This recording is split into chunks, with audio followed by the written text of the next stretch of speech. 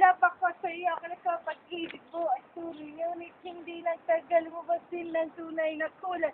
Ang iyong kilay mapagmataas at lagi namiminta. Pero sa sarili kong pera ang iyong bakit? Kung hiyain mo ka talaga. Girlie pretty bye-bye, don't tell my mind. Bakit mo akala hindi? Uy, gagi, nagkakos na ng traffic ang gabi. Minura ako. Babi ka pala ba?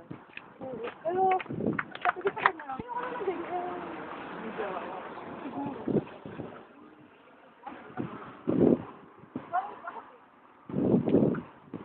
Tapos malang siguro yung lakas mga sabi, puro mga matatandang dalaway sa kamarami. Siyempre, pag binubulas ko na, ang to. Matatandang dalaway eh. Diba? Saan sa kanidiya?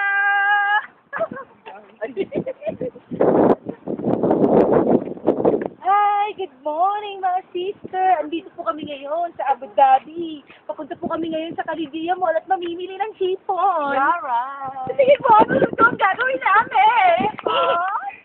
Tama!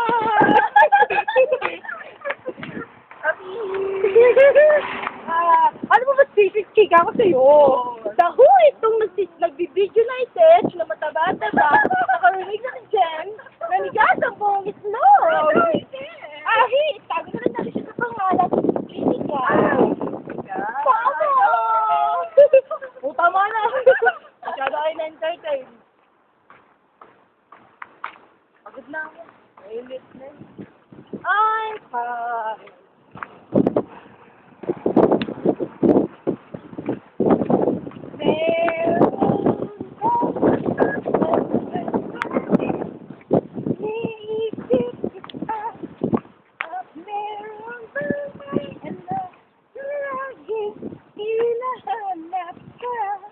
Matunog pa rin ako, no? Kahit magkakagulog mo ko. Malandi. Malandi. Malandi. Malandi. Malandi.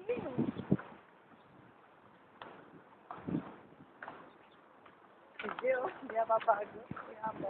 Tama na po. Nada pa ako. Hala, magsabi nga pala ni Fred sa kanyang mga ngayon.